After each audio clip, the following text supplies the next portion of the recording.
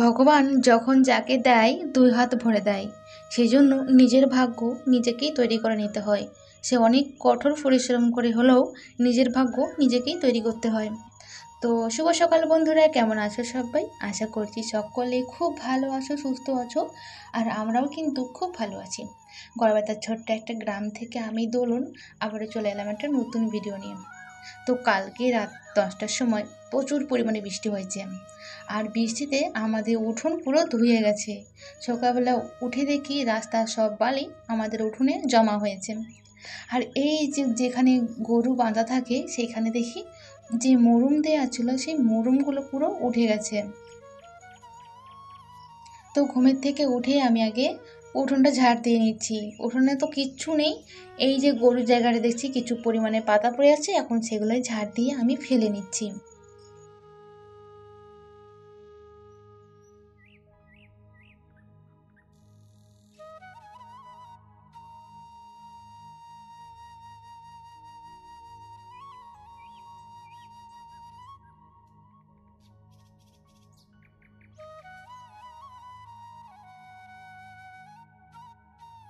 বাসি উঠোন বলে রাখতে নেই, সেই জন্য আমি সকালবেলা উঠোনে কিছু না থাকলেও আমি কিন্তু একটুখানি ঝাঁটাটাকে উঠোন দিকে বুলিয়ে নিয়ে চলে আসছি।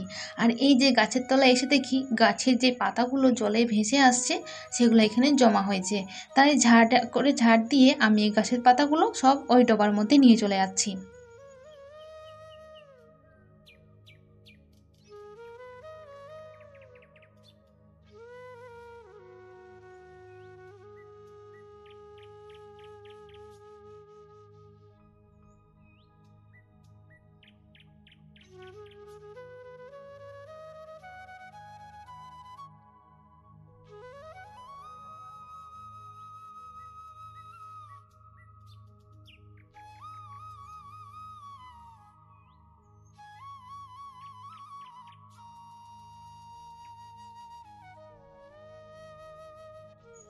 আমার কিন্তু উঠোনটা ঝাড় দেওয়া হয়ে গেছে, আর আমি চলে যাচ্ছি ঘরের মধ্যে। কিন্তু এঁটো বাসন আছে ঘরের মধ্যে। কেন, কালকে রাত্রিবেলা যখন খাচ্ছিলাম আমরা, ঠিক তখনই বৃষ্টিটা শুরু হয়। আর এত পরিমাণে বৃষ্টি পড়ছিল যে ঘর থেকে রান্নাঘরের বাসনগুলো নিয়ে আসতে পারিনি, আর এত পরিমাণে বিদ্যুৎ চমকাচ্ছিল, সেই জন্য ভয়ে আর রান্নাঘরে আসতে পারিনি। তো এখন ঘরের থেকে বাসনগুলো আমি বার করে কলের পাড়ে রেখে দিলাম। ভেবেছি আজকে আর কারেন্ট হয়তো আসবে না। আর আজকে সকালবেলা কিন্তু খুবই ঠান্ডা লাগছে, কারণ কালকে রাত্রেবেলা যেহেতু বৃষ্টি হয়েছে সেজন্য সকালবেলা কিন্তু খুবই ঠান্ডা ঠান্ডা লাগছে। তারপর রান্নাঘরে ভাবলাম যে হয়তো অনেক জল ঢুকে জমা হয়েছে। তারপরে দেখছি মা কালকে রান্নাঘরে যাতে জল না যায় সেই জন্য দুটো চট সামনে দিয়ে রাখছিল, তাই অল্প একটু জল গেছে, কিন্তু পুরো রান্নাঘরটা ভেসে যায়নি। তাই রান্নাঘরের ঝাঁপটা আমি তুলে নিচ্ছি এখন।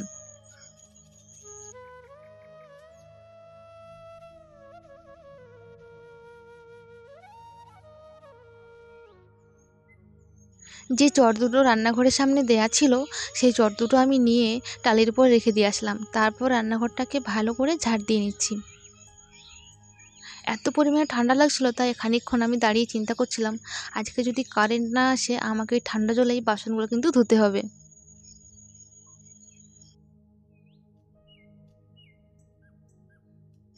আমার কিন্তু রান্নাঘরটা ঝাড় দেওয়া হয়ে গেছে, আর এরপরে রান্নাঘরের যাবতীয় কাজ কিন্তু মা করেছে। আমি আর একটা কাজও করতে পারিনি, কারণ প্রচুর পরিমাণে ঠান্ডা ছিল, আর যেহেতু কারেন্টটা এখনও আসেনি সেই জন্য যে বাসি জল ছিল সেই জল দিয়ে কিন্তু মা বাসন ধোয়া সব কাজ করেছে, মা করেছে আজকে।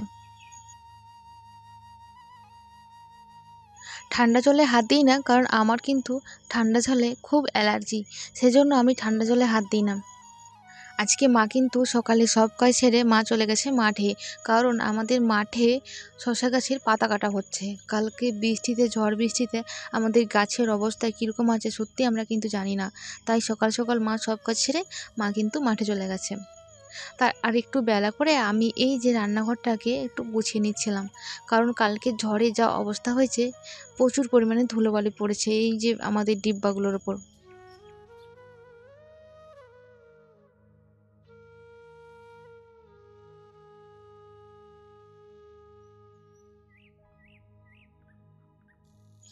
ডিব্বাগুলোর গায়ে যে হালকা পরিমাণে ধুলো পড়ছে সেগুলো আমি একটু পরিষ্কার করে নিলাম, না হলে কিন্তু আমার এই রান্নাঘরটাকে পুরো ডিপ ক্লিন করা লাগবে।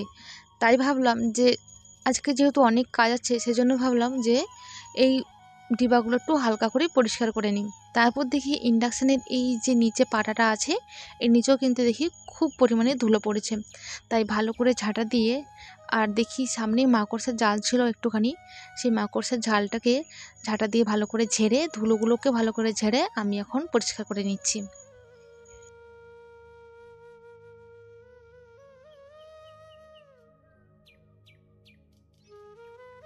আমাদের বাড়িতে দেখানোর মতো কিন্তু সেরকম কিছু নেই। আমরা তো চাষিবাসী মানুষ, তাই যেটুকু সময় পাই আমার এই ছোট্ট রান্নাঘরটাকে গুছিয়ে রাখার চেষ্টা করি। আমাদের রান্নাঘরটা ভাঙাচোরা আর চট দিয়ে ঘেরা, তবুও একটু সুন্দর করে গুছিয়ে রাখার চেষ্টা করি। ভাঙা হোক, যেন সুন্দর থাকে, গোছানো থাকে, তবেই না সবার নজর রান্নাঘরের দিকে যাবে না। আমাদের বেশিরভাগ সময়টা কিন্তু রান্নাঘরে চলে যায়। সেজন্য যেটুকু সময় পাই সেটুকু সময় কিন্তু এই রান্নাঘরটাকে সময় দিই একটু গোছানোর কাজে, গুছিয়ে রাখি সুন্দর করে। আর যতই গুছোই না কেন, দুদিন ছাড়া কিন্তু মাকড়সার জাল এমনিতেই জাল বুনে দিয়ে চলে যায়। আর এই যে দেখো অ্যাডভেস্টারের গায়ে গায়ে এখানেও কিন্তু মাকড়সার জাল আছে। আজকে যেহেতু আমার একটু খুব তাড়া আছে, সেই জন্য না আমি এই হালকা পাতলা উপরে দিয়েই আমি একটু পরিষ্কার করে নিচ্ছি। আর এই যে কাপ রাখার আর গামলা বাটি রাখার এই জায়গাগুলো না দেখে একটু ধুলো পড়েছে, তাই ওগুলো সরিয়ে সরিয়ে আমি একটু মুছে নিচ্ছিলাম।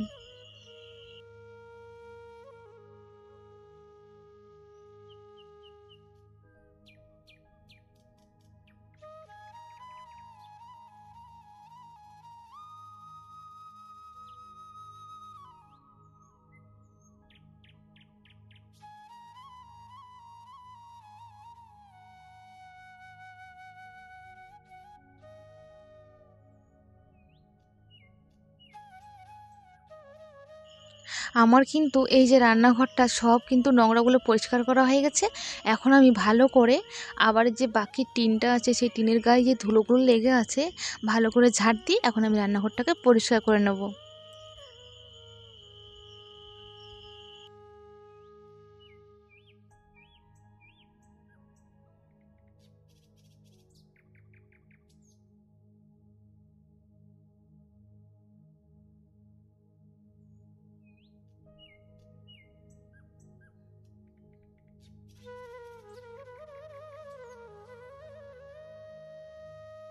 মা কিন্তু আজকে সকালবেলা রান্না করছিল খুদের ভাত। যেহেতু জল কম ছিল সেজন্য খুদের ভাত রান্না করে দিয়ে মা মাঠে চলে গেছে। আর এখন আমি এই খুদের ভাতটাকে নামিয়ে আমি এখন গ্যাসটাকে পরিষ্কার করে নিচ্ছি, কারণ গ্যাসের উপরে কিন্তু কালকে খুব ধুলোবালি পড়েছিল, আর মিটকেশের উপর তো আরও বেশি পরিমাণে পড়েছিল।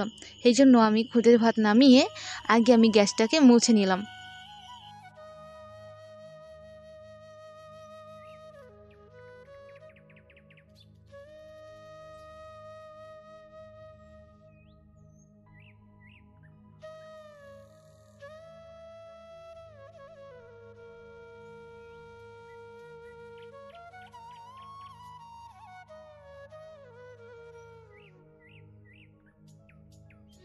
সকালবেলা রান্নাঘরে এসে আমি আগে গ্যাসের উপর নজর করি, কারণ রাত্রিবেলা আমরা রুটি বানাই, আর যে আটার গুঁড়োগুলো থাকে না সেগুলো কিন্তু এই মিটকেসের উপর পড়ে থাকে, সেগুলো চট করে ঝাড়লেও কিন্তু যায় না। সেজন্য প্রথমে এসে আমি আগে এই গ্যাসটা পরিষ্কার করি। কিন্তু কালকে যে পরিমাণে ঝড় দিয়েছে তাতে কিন্তু প্রচুর পরিমাণে ধুলো ছিল, সেজন্য আগে ভালো করে নির্মা দিয়ে ঘষে ঘষে আমি আমার এই গ্যাসটা তুলে নিচ্ছি। আর এই দেখো আমার রান্নাঘর কিন্তু এখন পুরো রেডি। আর ভাতের হাঁড়িতে জল নিয়ে আসছিলাম আর ভাতটা আমি বসিয়ে দিয়েছিলাম। এখন হবে দুপুরে রান্না, কারণ সকালের খাওয়া দাওয়া আমাদের পুরো কমপ্লিট হয়ে গেছে।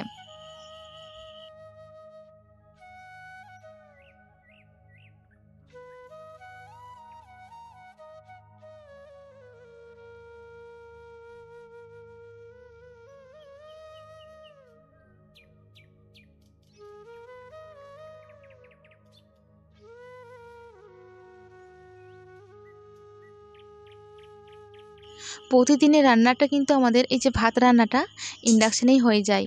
সে যত লোকই হোক না কেন, ইন্ডাকশানেই ভাতটা হয় আমাদের। আর আজকে কিন্তু রান্না হবে চিকেন, কারণ আজকে যেহেতু একটু ঠান্ডা ওয়েদার আছে।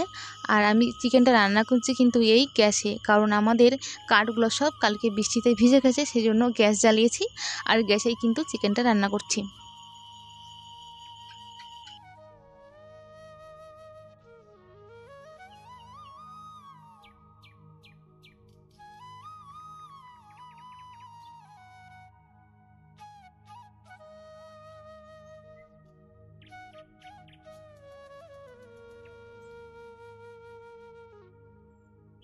দুপুরবেলা কিন্তু রান্নাবান্না খাওয়া দাওয়া ঘর গুছিয়ে এই যে আমি বেরিয়ে পড়েছি কিন্তু মাঠের উদ্দেশ্যে।